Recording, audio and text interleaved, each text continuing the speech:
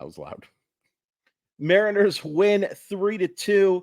They sweep the Los Angeles Angels of Anaheim. They improved to 60-52 on the season. Let me get that little hair out of there. It's going to drive me nuts. And I'm not doing that broom gag again, so you'll just have to deal with that. Let's talk about how it happens. Very first pitch of the game, J.P. Crawford homers off of Chase Silseth. Angels answer back. We'll talk about the first inning because I think it was very critical. But Mice Moustakas doubles in a run to score Shohei Ohtani to make it 1-1. Nothing else happens for a very long time, which is kind of a theme of Seattle Mariner games. Like, there's just these spurts, right?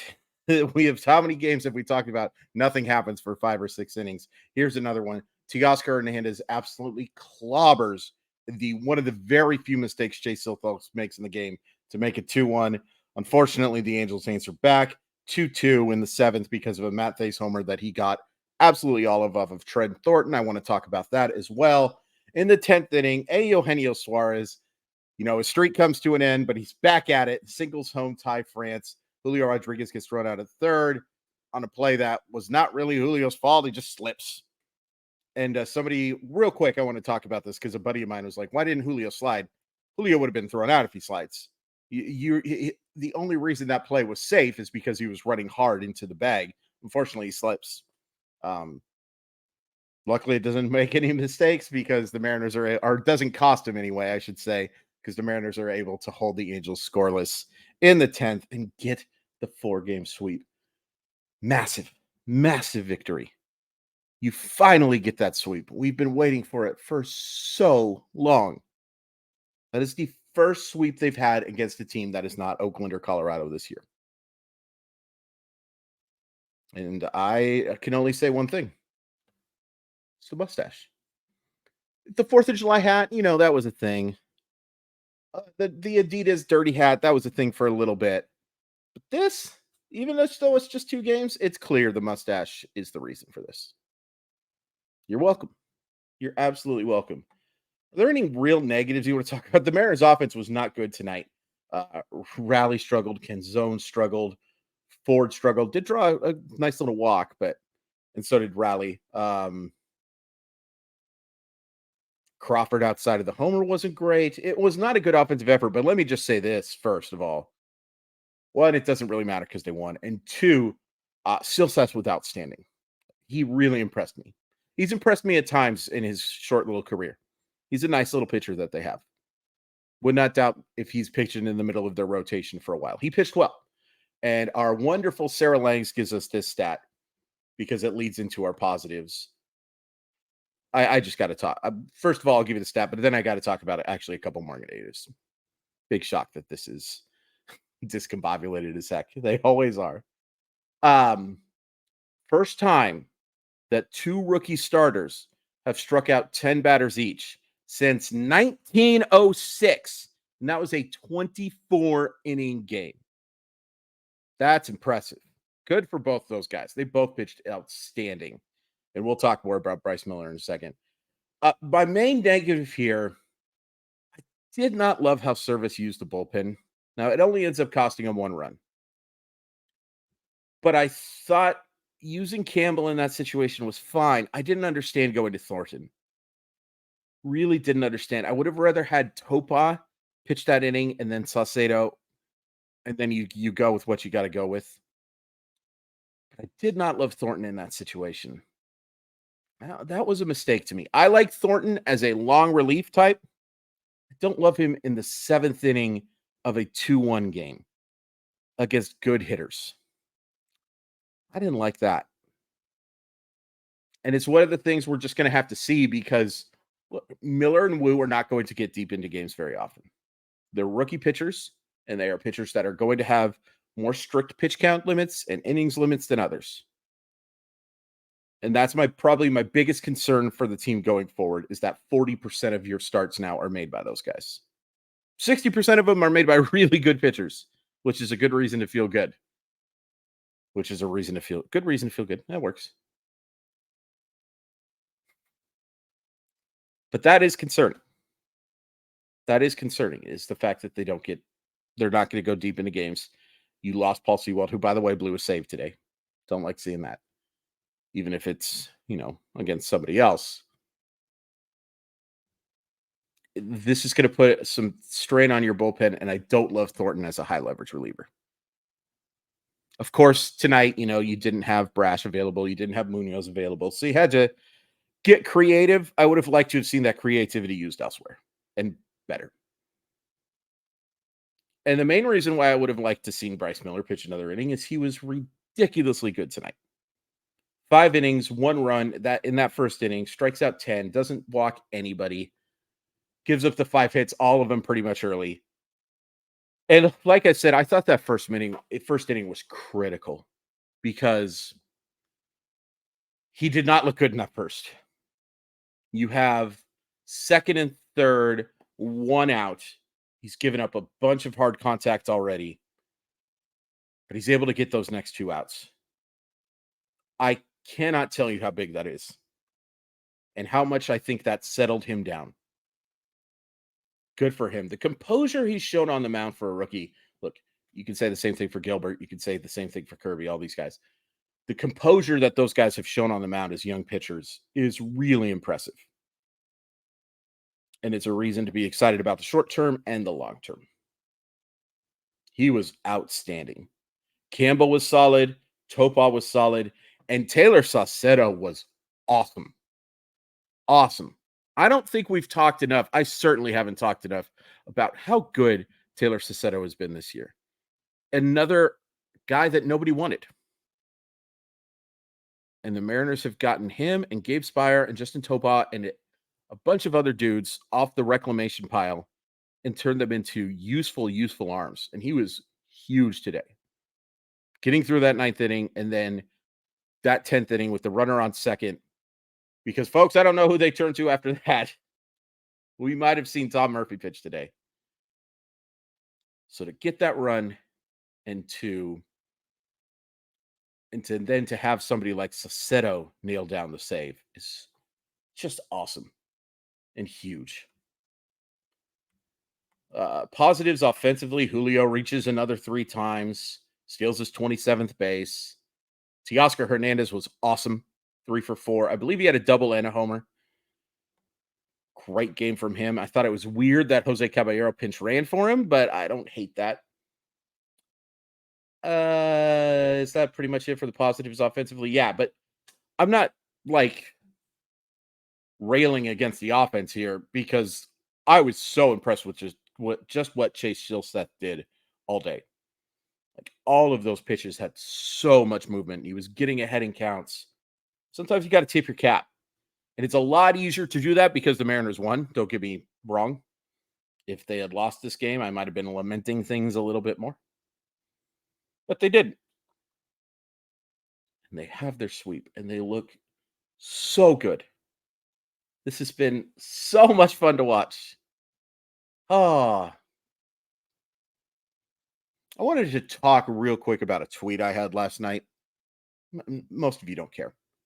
But I basically tweeted that you could be frustrated. These are almost the exact words. You can be frustrated by 2023, but also extremely excited by the young core. And a couple of people took that as a backhanded compliment or that I was crapping on this current roster. And I guess it kind of was because, look, they're basically where they are at last year. And I was hoping for improvement. I think we all were hoping for a better record, right? I think we were all hoping that this team could compete for a division title, which they still are. Not just a playoff spot, which they definitely are. But I think we were all hoping for that next step, while also acknowledging that the young talent they have is going to, assuming they don't screw this thing up, or assuming massive regression from players, that they're going to contend for a long time. Now, ultimately, the goal is to win a World Series. And right now, I'm not sure if the roster is good enough for that. But what I said had nothing to do with crapping on this current roster. It was, or how they're playing right now, excuse me, is what I mean. None of that. It was just about the fact that, yeah, this is great. Imagine how much better it would be if they would have built a more complete roster. Just a thought I had in my head. And of course, some people ran with it and twisted it around to be like, I hate this team. And this team frustrates the heck out of me. And it will again. It will again. But this team is also so fun. It was fun last year. It was fun in 2021. And it's fun this year, even if it is frustrating. Julio Rodriguez, JP Crawford, big dumper. Teoscar, as frustrating as he can be. I almost said Felix. Luis Castillo, George Kirby, Matt Brash, Andres Munoz. They're all fun, young, fun players who have such a bright future. And right now, you're seeing what can happen when this team is playing at its best. This team at its best can beat anybody.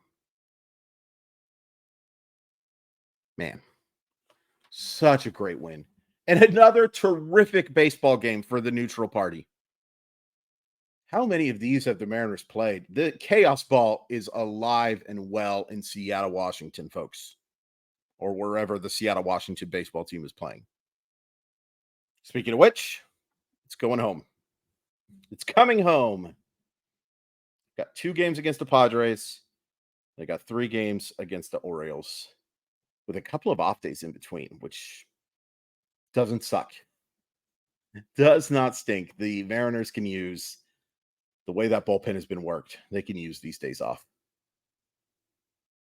I don't believe San Diego has announced a starter for Tuesday, but it'll be Gilbert for the Mariners. Then on Wednesday, it'll be Woover Starvish. Big series. San Diego fighting for their life, too.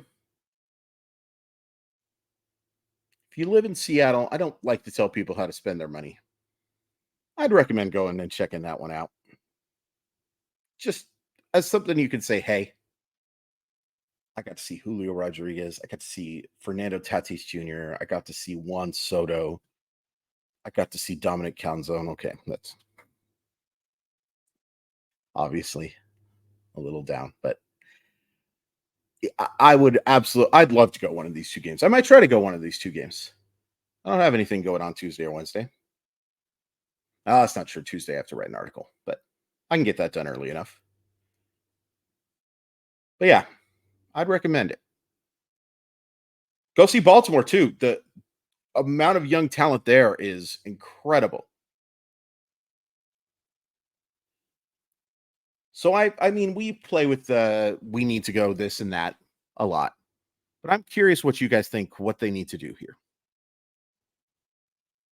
Because we're not asking for a 14-game winning streak, but we are asking, because of where they are, them to keep winning a lot of baseball games. Is 3-2 good enough here? I kind of feel like 3-2 is good enough here. 4-1 would be great. 5-0 would be great. But I think 2-3 really wouldn't be a disaster. 3-2 is really, I think, pretty darn good against those.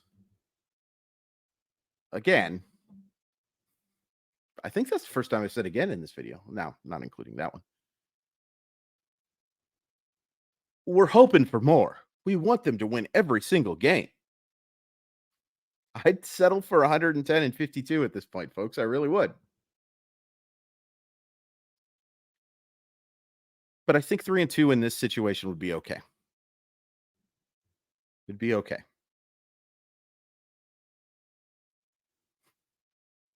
Finally a sweep. So many chances. And again, we'll take 2-3. 2-3 or 2-1 series. 2 of 3 is what I was trying to say. We'll take 2 of 3. 2 of 3 is great. If you go 2-3, 2 of 3, why is that so hard to say? Maybe it's the mustache. If you go 2-1 every time, you go 108 and 54. It's one of the best records in baseball history. We'll take it. But because of the situation that they put themselves in, these sweeps are so significant. They're significant either way, but especially now because of where you are, being 2.5 games back. And so now you take a look too, and you need to go 30-20 to get to 90 wins. I think that's beyond reasonable. Beyond reasonable. And I think that's what it's going to take. I was thinking maybe 87, 88 would get it done. But with how Toronto and Houston are playing, or Texas, and with Tampa Bay and Baltimore having such a big lead on them, I think you're going to have to get to 90. Not even 100% sure you control your own destiny at 90 now, but I feel pretty good. I feel pretty good.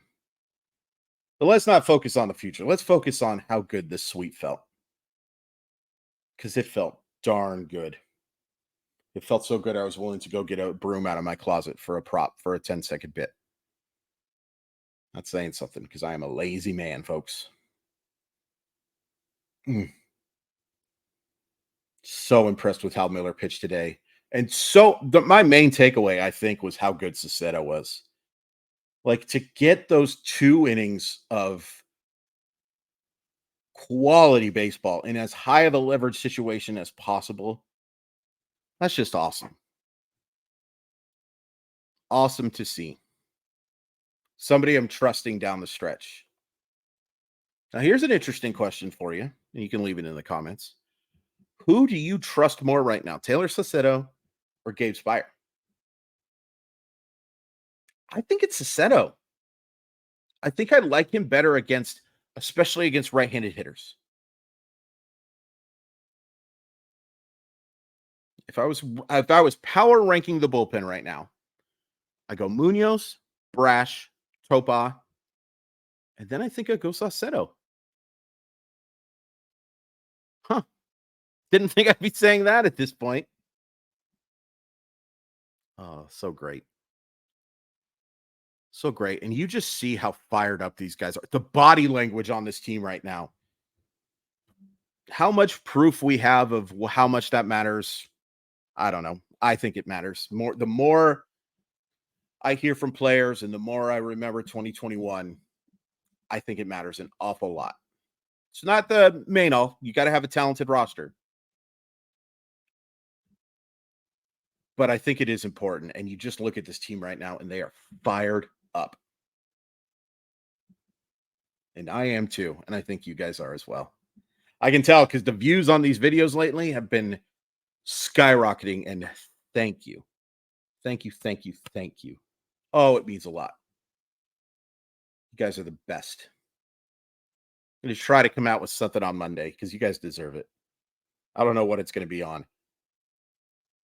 You know what? I do know what it's going to be on. It's going to be on the top 10 catchers in Seattle Mariner history, and I'll have a giveaway for you because I love you. So please tell your friends, like and subscribe.